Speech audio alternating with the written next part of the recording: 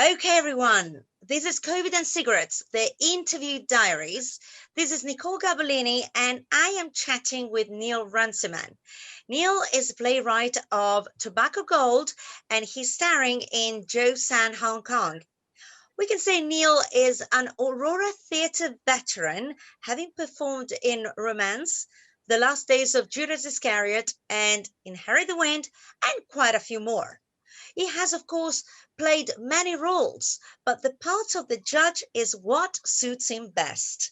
Neil, welcome. Thank you so much for being here today. Thanks, Nicole. Judges and Germans are what I tend to get, by the way, quite a lot.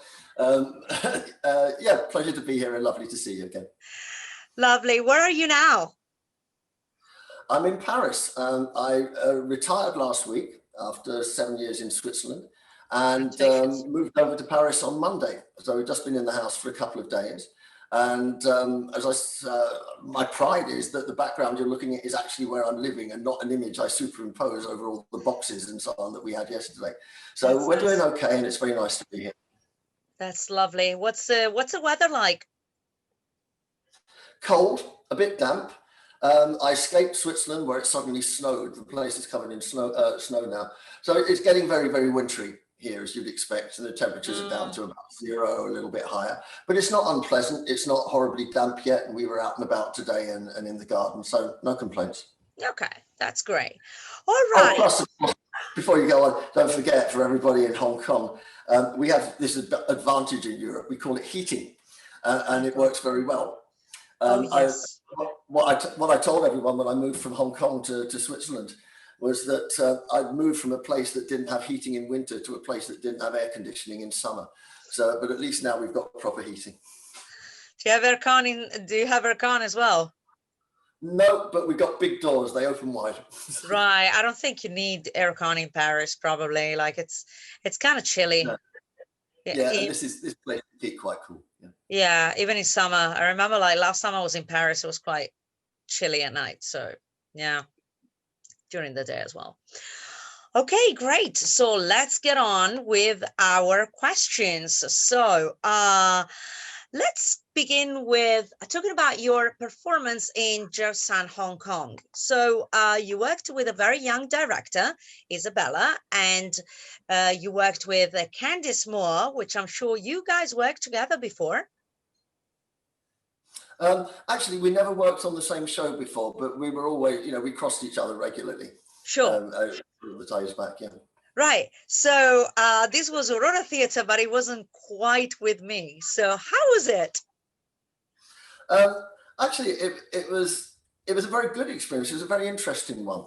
And obviously, I guess what you want to ask about is the difference between doing a classical stage show where you're rehearsing and you've got the feedback, the notes and all the rest of it, and then doing it by Zoom. We had one very good long chat with Candice, where I was able to ask her questions about the script she'd written and how she thought it and so on. She was also very open, just a couple of minor changes as well. One where, if, for instance, I was having a difficulty with the phrase and wanted to change the words so I wasn't going to stumble on them, and a couple of things we talked through. I think Isabella had some input to her as well for the ending, which I think was very good. It was genuinely very collaborative. And working with Isabella was good as well. We started off, we had a couple of exchanges of views where, the way we were working, you have to excuse the noise in the background. They do SWAT squad training for the police and army in the distance, and the helicopters go over from time to time anyway. That's okay. Working with Isabella was very good. And it was a strange experience because you're getting notes during the end of a performance, and then you have to think about them on your own and come back with them. And you're working in isolation. And perhaps doubly so for me, because this was a monologue. It was a one person only, and it was for about 8 minutes. Over the maybe 3 weeks or so that we rehearsed, we met a couple of times a week. I can genuinely say that we progressed very well. It came out better and slightly different than I'd expected at the beginning. And I think the interplay with Isabella was very good. She was very helpful. And I had to do something that I'm not normally very good at, which is listen and take instruction. Things were all the better for it. So hats off to Isabella and also to Candice for writing an interesting script. You did take instructions, I remember, all the time. Mind you, you played like the judge oftentimes, so probably you got used to it.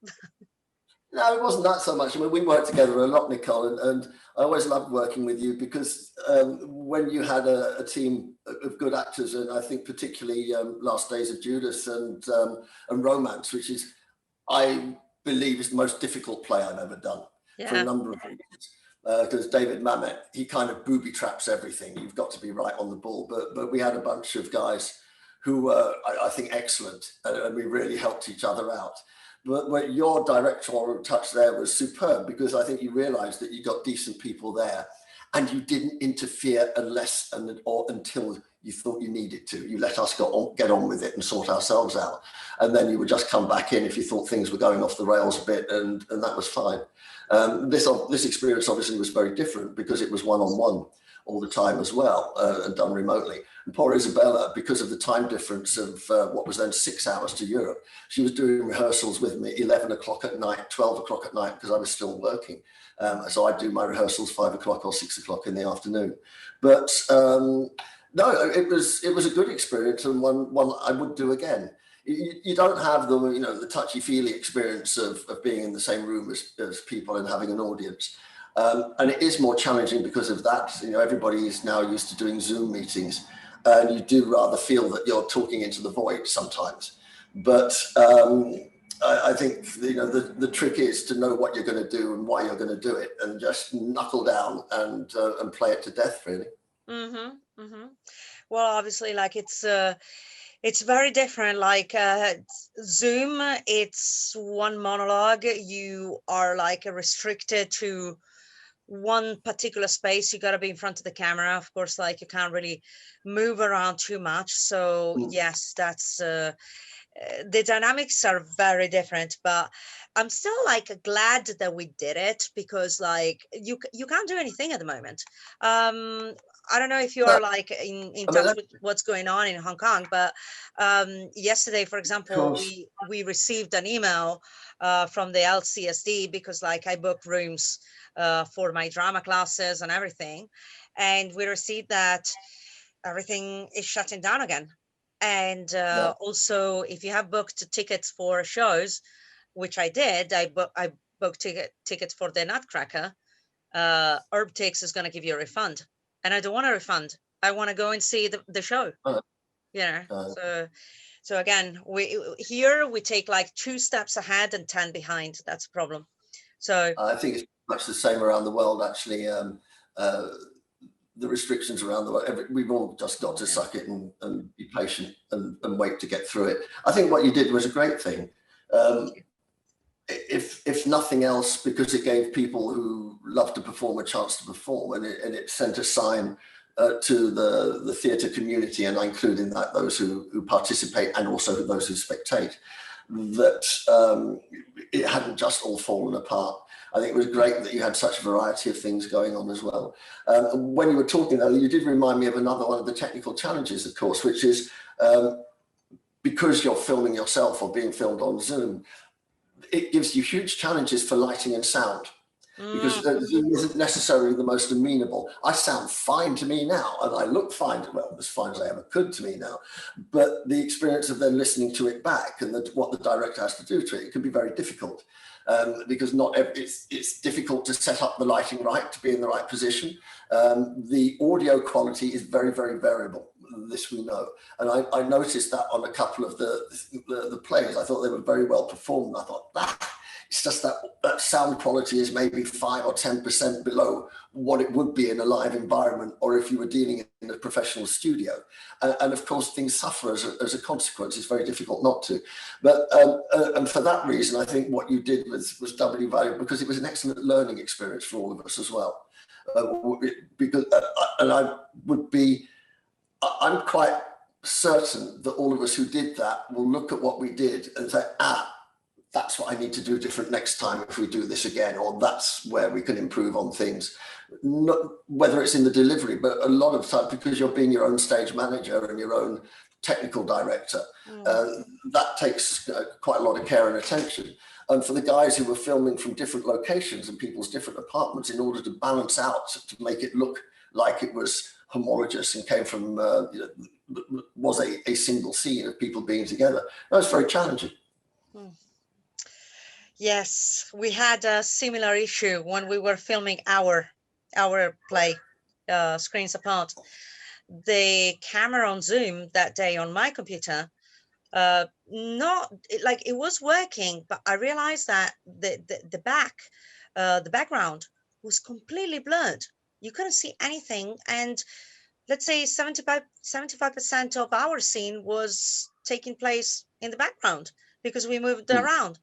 So in the end, we had to set up different cameras. Like I found the camera I used the camera from my iPad, the camera from my phone. I'm like, yeah, well, we'll have to use this. So actually, it didn't turn out quite too bad. I needed for Isabella, I needed to film against a white background so that she could fill in with the various imagery behind that.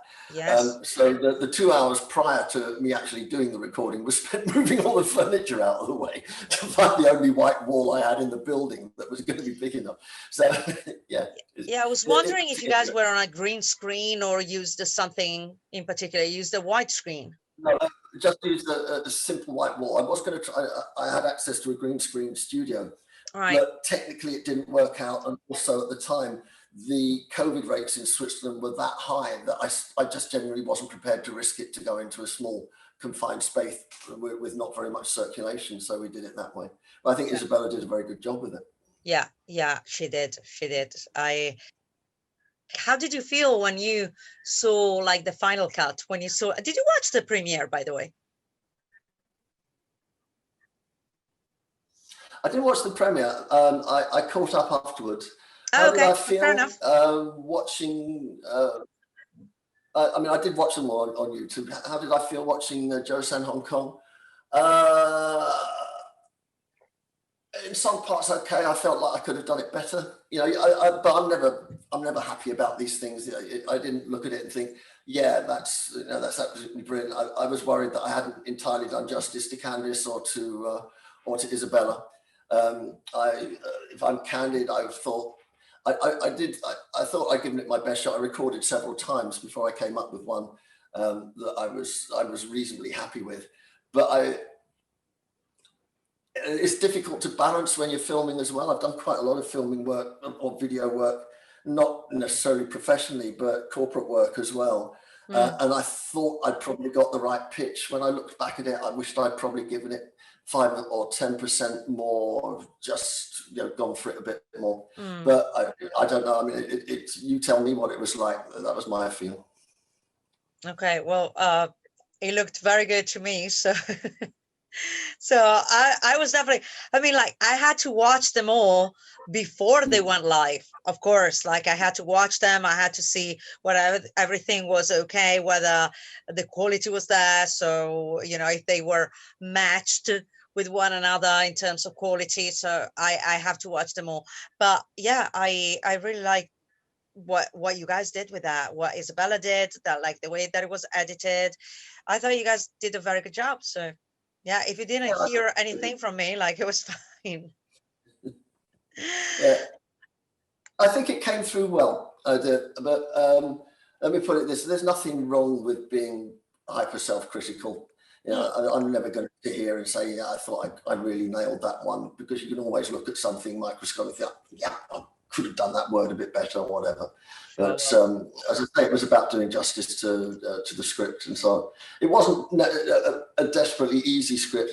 And when you're doing that, I was playing somebody, one of these horrible Piers Morgan type people who are all over you and being loud and to a certain extent abusive. And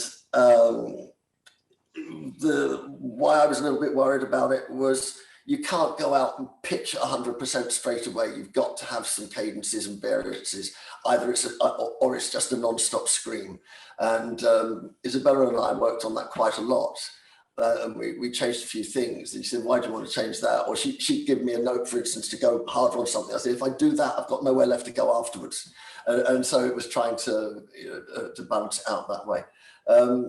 Yeah, I mean, I'm not unhappy with it, but it's one of those things it's rather like taking a school exam, isn't it? If you get 85% in a school exam and you go and think, yeah, that's pretty good. And then you think, yeah, but if I did it again, I might get 92.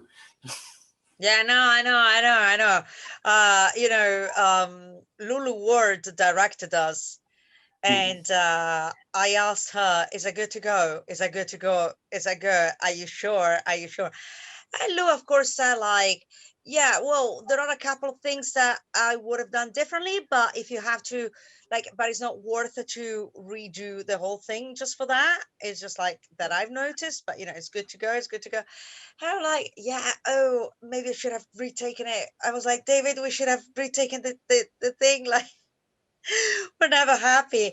And then when I got detached a little bit and I rewatched it 2 weeks later, I was like, actually it's okay. So yeah, we tend to be yeah, I think that's the thing.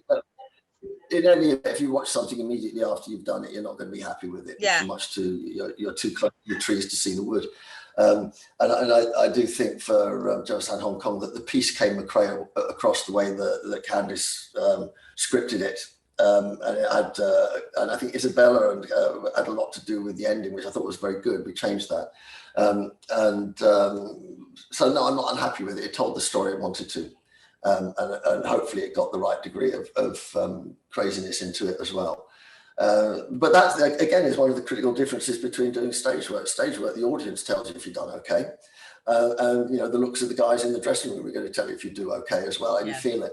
If you're in your own little cell and just shouting at the camera, then, yeah, there's film work, isn't it? But again, it's not even film work, because a film crew, will tell you, nah. And when I recorded Joseon Hong Kong, I wasn't recording it with Isabella watching. I did it on my own and just sent it to her. So it was a slightly dislocated experience like that. Okay.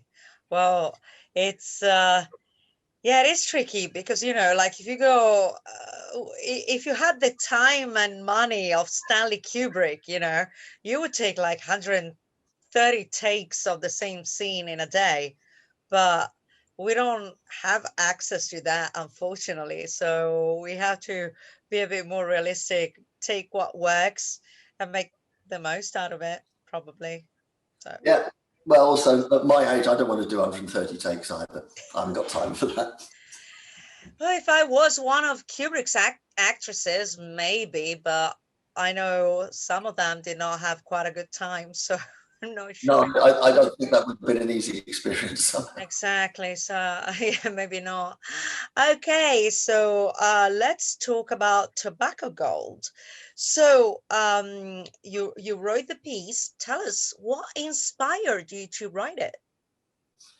Well, I mean, I saw your email, Robin, saying looking for one scene or one act plays to go into it. And I thought, well, that would be nice to do something. It'll give me a bit of practice. And I started off with something which was rather different. And I can't even remember what it was now, but I had two on the go. And I, for some reason, I generally did wake up in the middle of the night with this idea of using tobacco instead of money.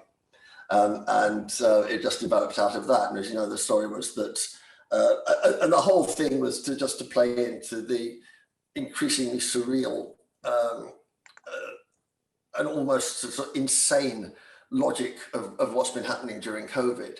And the reactions to it, when I wrote it, it was governments were running around like headless chickens, not knowing what to do and taking the most bizarre decisions. I was looking at the UK, at the United States, not so much Asia, I have to say.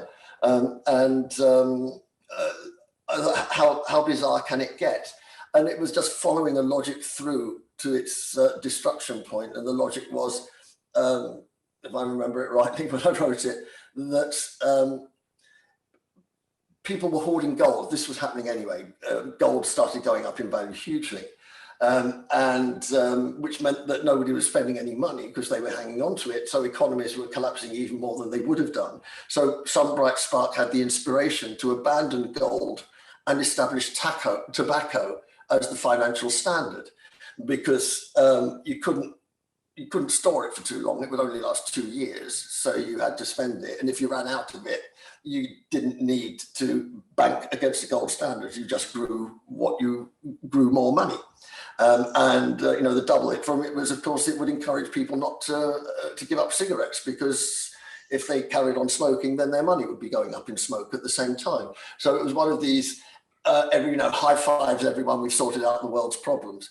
And then the COVID virus mutated into a parasite that attacked the tobacco crop, and it just developed into that. And I think the reason I started in the first place is that one of the earliest jokes we were having was that who needs to watch zombie movies anymore? We're living in a zombie movie. And it was just my version of a dystopia coming out of COVID, where everything went pretty much haywire. And that's why there were 4 characters in it. The news anchor, an economist, somebody from the World Bank or from the UN, and the other one was a psychiatrist. And for the psychiatrist on that, the importance of the psychiatrist is they were just looking at everybody as though they were completely barking mad. And I think that was the logic of it. I wrote it to be fun, but obviously to have a bite to it. Ryan King took it over and directed it. I think he did an excellent job. I give you credit as well, Nicole, because I wrote a first draft and sent it to you, and you pushed back and said a bit shorter and so on. And I think that improved it hugely by you making me do that. So anybody else is out there writing, I've been a professional writer for a long, long time. There's no harm in taking criticism from other people. The words are not sacred. The result is sacred. It's the only thing that counts. And when you and I exchanged chats on it and I came back, I thought that it would have been okay in the original version. It was much, much better for when you push back and say, maybe another character and this, that, and the other. Mm. And I thought that was extremely constructive. And I think Ryan did very, very well with it. And before you ask, I didn't interfere in the rehearsals at all. He asked me if I either wanted to be in it or if I wanted to be part of it. And I said no for 2 reasons. One, I just wrote it as your baby now. You've got the script. He asked me about a couple of changes, and we had to change because he had a problem with the actors. We had to change sex and nationality on a couple of characters. That's no problem. It's quite easy to do. And 1 or 2 others. He was always extremely gracious and open whenever he asked for something. And I said to him, listen, you've got the guys that around you on the timescale. I'm over in Europe. I don't think that I would be contributing anything by interfering and looking over your shoulder. I think you should take it and make it your own and work with it, which is the more classic way. And if you need any help from me, let me know. And I think he did very well. And looking at it afterwards, it looked like they had fun with it as well. I don't know what you think. I thought they had a lot of fun. It was easy to see how much they were enjoying themselves. And it was great because it was a perfect split between Hong Kong and New York. So Michael and Sean are 2 actors from New York, and Ian and Stella and Ryan, of course, are based in Hong Kong. And it was clear that they had a lot of fun with it. And it was such a funny, witty play. I tell you what, I did like the first draft. It's not that I thought that it wouldn't work, but I thought perhaps we can just elevate it a little bit. And the way it came out, it was really, really solid and fun. Yeah. So. No, it was. Again, a word of advice. I've been, as you know, I've been running a communication department for a multinational for some time, and I spent the last 4 years building a $1 billion visitor centre for them in Switzerland. It was the best job of my life, and I ran that. And the rule was always, I would get stuff coming in, or I'd be writing stuff for them myself. And when I started off on the project, I said, this isn't about being nice to each other, that we all say, yeah, aren't you wonderful? It's not about protecting your own territory. So the only thing that counts is the result. And it was always my guidance to my department as well. It's don't look at something and ask yourself, is this good enough? Look at it and say, is there any way I can make it better? And yeah, you're right. The first draft would have been okay, but the second one was much better. But by following that rule, I could have dug in and said, no, my words are perfect. Nobody's going to touch them. But of course, that's bollocks. Nothing is that good. And it's great to have a partner or a sounding board who can bang back where they're going to be honest with you. Sure. And I mean, I know we've been working together for a long time now. If you'd written back and said, yeah, this is absolutely perfect, I would have said okay. I also know that if you're going to give me any criticism, it's not because you want to be nasty to me. It's because you're doing your job, and I think that's by far the best way to work. And I think the guys did great with it. You made the comment they looked like they were having a lot of fun.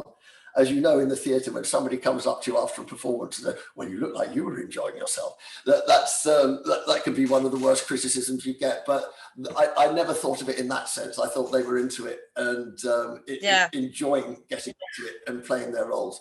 And considering they were doing it from different locations and the way they put it together, I think they overcame the hurdles extremely well. It's never an easy editing job on something like that. And you can fine tune it as much as you want, but I think they got the story across. I think they got the characters across, and achieved their own identity. And what I loved about watching them doing it is their acting when somebody else was speaking. Some of their expressions were wonderful. Yeah, I think you got a very good result there. And I also think that it was like one of those plays that they are like very satirical, very like political in a sort of way, like politically not so correct, but really, really, really funny. Like it hits the right spots. Thanks. Well, it was about, we've seen it so many times this year. It's about when somebody starts to do something and that whole logic spirals out of control. And even though everybody knows that everything's going, I'm going to say tits up, but everything's going wrong. It's not a kids show, don't worry.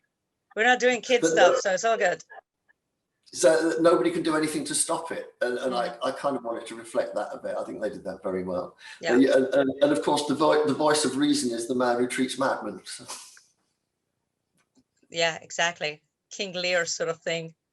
Right. So after you were, obviously, like you were happy about the final result. So after you watched the whole thing, like the final thing put together, I'm assuming you were happy with that. Were you satisfied? Yeah. Awesome. Yeah. No, I'm very satisfied. I think, again, I'd be entirely candid. I think Ryan and the cast did a brilliant job with it. I'm always hypercritical of everything, as I was of myself. I looked at it, I thought, kind of wish the audio had come through a bit stronger, because there was a struggle with that. And a couple of times I wish it had been a bit sharper. But I'm not offering this as any kind of negative criticism, because I think just to be able to bring it to screen like that was a pretty damn awesome achievement. When you set this up, and I thought about it, and one of the first things I thought is, this is going to be more difficult than people think. And my guess is that by the time you got through to the end of it, everybody was thinking, damn you, Nicole, this was a damn sight more difficult than we ever thought it was going to be. But, for all the various reasons. Gosh, I remember the audition process. Oh, my goodness. I had the idea at first to have the audition process in 1 week. I realized how impossible it was, how unrealistic it was. And I had to say to the directors, guys, not going to happen. This is not going to happen in a week. We need 2, and we might even need 3. And in fact, surely enough, not only we needed 3, we needed the whole of the 3 plus a bit. So I think we managed like 3.5 weeks just for auditions. That was like really long, and people just kept submitting. And there were some directors saying, oh, I don't think I had the right person for this role, or I'm missing someone for this part. So we had to wait, and I had to think about, okay, check this person, check this actor, check this guy. So it was like really, really, really. That Whereas took, for all of those were doing theatre in Hong Kong. that took a big chunk of my life, like my energy out. But that transfers on the theatre, for all of us who've done plays in Hong Kong. The most difficult thing about doing a play in Hong Kong is not learning the lines, it's not getting your timing right, it's not getting the right tone, like that. It's getting everybody into the same room at the same time to rehearse. And this is the online version of that, isn't it? Yes, exactly. You put it beautifully. You put it perfectly. That's right. That's exactly what it is. It was like me going through the pain of Inherit the Wind, of the Crucible, putting everyone in a same room. And what did I say to you about doing the Crucible Inherit the Wind at the time, Nicole? You remember? They will drive you crazy. I said, you can't do a show with that big a cast. You can't do a show without what? With so big a cast. I think you're mad to try and do a show with 20 people in the cast. No, Inherit the Wind was 24. Right. Most of the time. Most of the time. Crucible was a bit more gentle. Crucible was 18. Judas was 18 also, or 17, something like that. Yeah. And by the way, that's why, and I've said this to you before, why I think Romance was such a successful production, because it was a smaller cast. Yeah, of course. And we all turned up and we worked together, and you were able to get, I mean, a lot of the plays you've done when you've got the small parts, there weren't any tiny parts in Romance, which meant you could get good people into them. And good people tend to know what they're doing and look after each other. I mean, it sounds a bit arrogant to say it, and I don't mean it that way. But if you're doing a big show, then you've got people who are coming along for the fun of it, and they've got children to look after, or they are children themselves, and they can't necessarily get there. So you find yourself, or you have found yourself, in the classic position of effectively herding cats at rehearsals before. Pretty much. Yeah, no, I missed the time where we had like plays with 4 actors, something like 39 Steps, cast of 4. That was perfect. But it was like really, really, really hectic. Or even like Shakespeare Abridged, cast of 3, perfect. But they're like really physical, really full-on plays that there are like a gazillion of actions like in 5 minutes. So that's another story. So to get that also takes time. But no, exactly. So next time that we do an online production, right, cast of 5, that's it. Cast of 5, no more. Yeah, I think I probably drew the best part there, because it was just me. I didn't have to depend on anybody else. On the downside, if anything goes wrong, there's nobody else you can blame for it. But on the upside, you're on your own. Yeah. So did you watch like all the whole collection of CNC? No, I haven't watched all of them yet. I dip into them still from time to time. You've got to remember, I was still working full on for the last couple of weeks to finish off my job, and also to get ready for an international move. So it's something that I do at my leisure. I'll watch 1 or 2, at a time and go through. I think they're generally very good. There's a lot of variety. I will admit that the last ones I'm likely to watch are going to be the love scene ones, because that's not really my thing. But and if it was a love scene where they were both laser gunning each other, I might watch it a bit faster. But I don't so fast. Doesn't mean I don't appreciate it when it's there, but I find it a bit more difficult to get into, and that's purely subjective, of course. Fair enough. But sure. No, I think the fact that you've got 17 up there and everybody showed up, I think is superb. Yes, well, you were also in, I forgot to mention that, you were also in Champagne and Cigarettes. You were in CNC too, as well. I was in Champagne. You played the doctor. I played the doctor, yeah. Who delivered baby Hitler. I delivered baby Hitler. And I tell you the favourite moment about that, because everybody does theatre knows that Saturday matinee is open season for practical jokes. And it was Barry O'Rourke, one of my closest friends, and myself, with Barry as the drunken father. Yeah. And it was a lovely lady, now gone back to England, Jane Archibald, who's absolutely gorgeous, as the mother in labour, and me as the Jewish doctor. And at one point, the baby gets sick, and I have to run off stage to save his life, and then bring him back on again, or come back on with the baby like that. And on the Saturday afternoon, Barry and I set it up because it was going to be Hitler, and we had this little baby doll, and I just got duct tape and did the classic Hitler like that, and a moustache on it, and we just gave this to Jane and watched her face. I remember that I watched, like, I was sitting there. I mean, of course I was there, but but I think I watched the matinee because I wasn't always in the audience. But I think, like, your show, like that show was just before mine, so it was like standing by, because like I had to help setting a couple of things before the actors for the play that I directed went on. So I think, like, I took my time to watch the Saturday matinee. I was like, yeah, okay, all right. Oh dear. Alrighty. Well, let's talk about COVID-19, and let's talk about how were you affected this year? Like, were your plans change? Did your plans change, or were cancelled, or what happened? Things change. Well, obviously, everything's changed. I'm one of the very lucky ones. I didn't lose my job.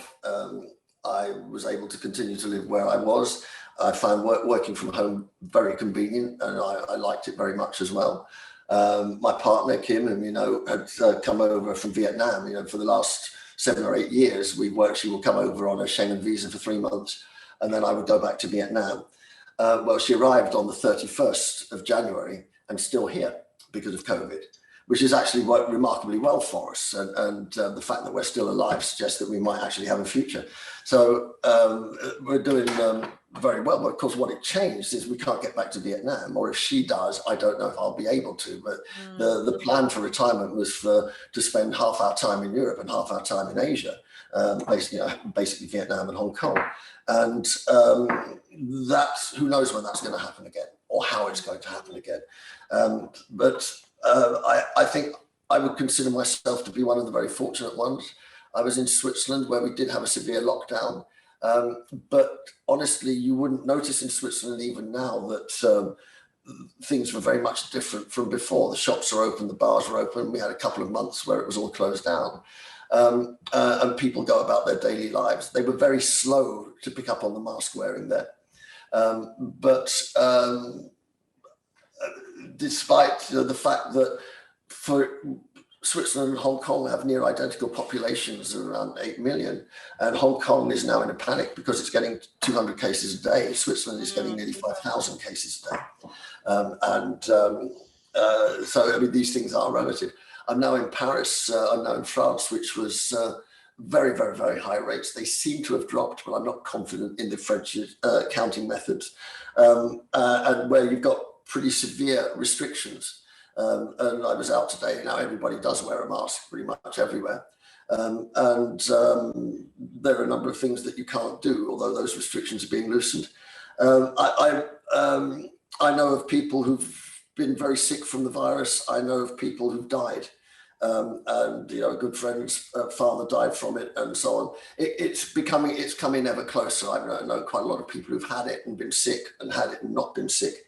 In terms of the restrictions, I sympathise very much with people who had depression or other kinds of psychological issues arising from it. That wasn't our case. I think it would have been much more difficult for me if Kim hadn't been here, to be isolated like that. I didn't have any problem with the working from home. I'm a writer by trade. I'm used to being on my own. It doesn't really make much difference. And all of the online tools work very well. But I'm very conscious of all of the people who have suffered so badly for it. When you see as well the number of demonstrations, even in places like Switzerland and elsewhere, which are anti-lockdown, I can't believe that all of those people are pure deniers who think that it's a conspiracy that the COVID virus isn't there. I think a lot of it is just almost uncontainable frustration at being locked up and at being very unhappy. Because if you're in an unhappy household, there's no way COVID is suddenly going to solve that, is it? It's going to get worse. A big impact. As I say, I was very fortunate. I was retiring anyway, and bizarrely, if anything, I was 65 in September, but they actually asked me to stay for an extra 3 months to finish up things. So I can hardly say I was adversely affected by it. Yet the company had to lay off a few thousand people around the world, and some of those are in their mid to late 50s. And of course, where are they going to get another job now? So yeah, there's been huge hardship for people. Talking to my friends in Hong Kong, I think most people have come out of that okay. We'll not talk about any other situation in Hong Kong relating to that, but I do think the Asians have handled the COVID crisis much better overall. These bizarre tales of ballroom dancing tie-ties, and in Switzerland, believe it or not, it was yodeling festivals that were the super spreaders. I'm serious, you can't yodel. And they've also now put a ban on Oompa bands as well in Switzerland. So because it only takes one or two and the damn thing's out there again. If you look at the numbers in America, in one of those rare occasions, Nicole, I'm pretty much rendered speechless. But my experience was not a bad one so far. And obviously, all I'm hoping now is that I can keep away from the damn thing until I can get a vaccine. What else can you say? It doesn't sound like you had too many plans, unless they were traveling plans, cancelled. The only traveling plans I had were to be able to travel out to Vietnam and Hong Kong with Kim. And seeing as Kim's been here all the time, it's okay. We've still been here. Exactly. The only downside of it is because Kim, being stuck here, decided she had to do something to occupy herself, and proceeded over the last 6 months to become an absolutely master chef of various things, with the consequence that I probably had to go out and buy new trousers because we're just going out like balloons for the last thing. So the first plan for retirement, because we've got this large garden, is I'm running around that bloody garden until I lose some of the weight back again. Well, it could be worse. Hey, I mean, can't complain about good food. Well done, Kim. I have no complaints about eating wonderful food every day. But fantastic. I did feel a bit like a Thanksgiving turkey for some time. Oh. So what is the first thing that you want to do or you will do when COVID is over? First thing I do when we can get the chance is go to Vietnam. Kim's been away for nearly a year now. She hasn't seen her family or anything. And honestly, I lived in Asia for 25 years, in Hong Kong. I miss Asia. I really miss Asia. And let's not talk about whether Asia is better or worse or anything like that. It's kind of home for me. And I'm very happy in Paris. I've lived here before and very comfortable. I've got a lovely situation. But I just miss the Asian way of life, really. Right. Around it and the weather, there's a reason I moved to Hong Kong, and it has quite a lot to do with Northern European winters, I can tell you. Don't remind me. First, that would be the first thing to do. After that, the retirement plan or the plan remains the same. The things I want to do, I can do pretty much anywhere. And it would be nice to travel around and to see a bit more of the place, but my hand on my heart, I didn't miss the traveling at all. I spent most of my life traveling for business or otherwise. And I'll be perfectly happy if I never see another airport or a business hotel again.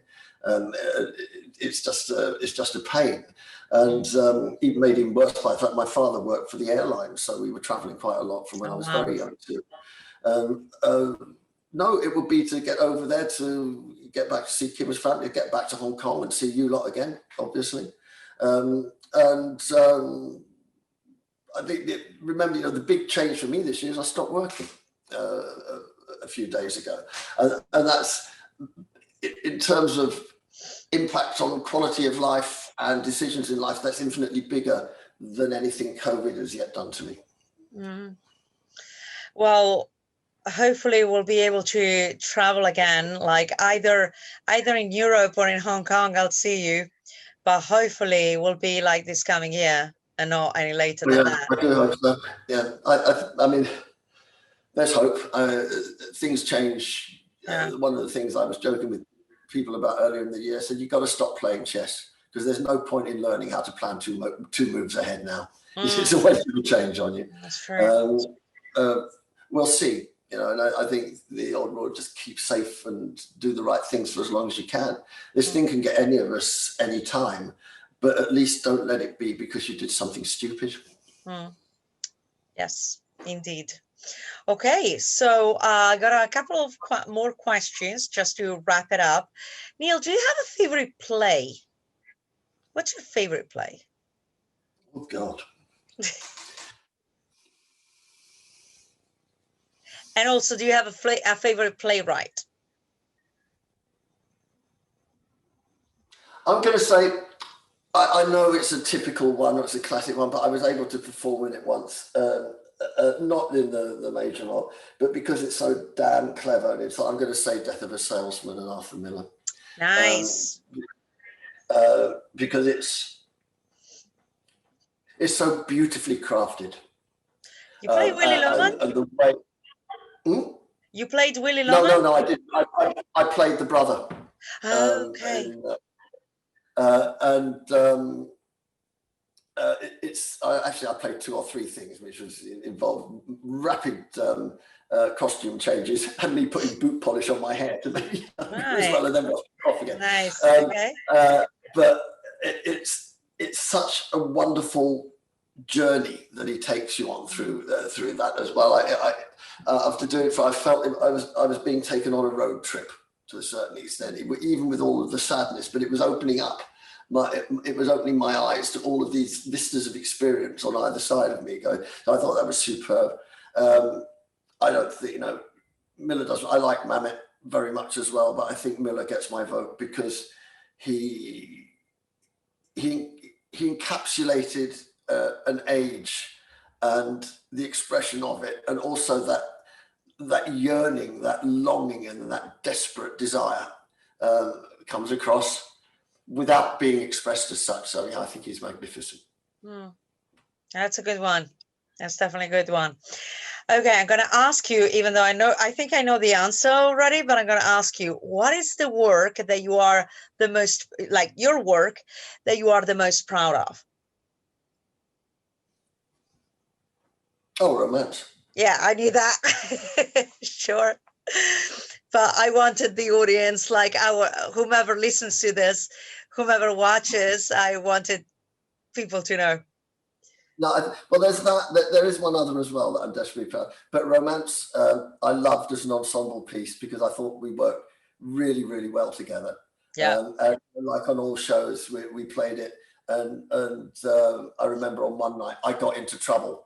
I got lost. And what you need to understand about romance is that I'm standing in the scene. I'm standing right at the back. I cannot see anybody else's faces, so I can't get any nods or winks or anything like that. And because I was playing the central role, if I fluffed up, then everybody else was lost as well. So I had to keep things going. And I got caught one night, and one of the guys, and I can't remember which one it was. It was the first. No, it wasn't the first. It was the first. Flipped me he flipped me the perfect line to get me out of trouble, and I think I was able to return the favour one night as well. But that for me was good theatre because nobody noticed, and we all got through in one piece. I noticed, but that's because I knew the play inside out. No, the first night you did, but we had. I think we had some very good shows on that. Definitely. The other one that I was very proud of was the two-hander I did with Howard, Address Unknown. I don't know if you saw that one. That was the... Yes. No, I did not see it, but I remember that one. Yeah. That was me Two playing a actors, Nazi. right? There's two, yeah, one on either side of the stage. We didn't look at each other, and that was very hard. But that went down very well. It was an extremely well conceived and well put together play. Okay. And very hard. Yes, no, I missed a few, unfortunately, and yeah. That's the beauty of online theater. You can rewatch it. You miss it, you rewatch it. When you miss it, you miss it. When it's on stage and you miss it, you miss it. But I'll tell you one other one. One of the ones which was the most fun probably to do. It doesn't mean doing the others wasn't fun, but which was such a joyful experience for everyone. It was one of the first I did, which was doing Oliver, the musical, with directed by Phil Whelan. I saw that.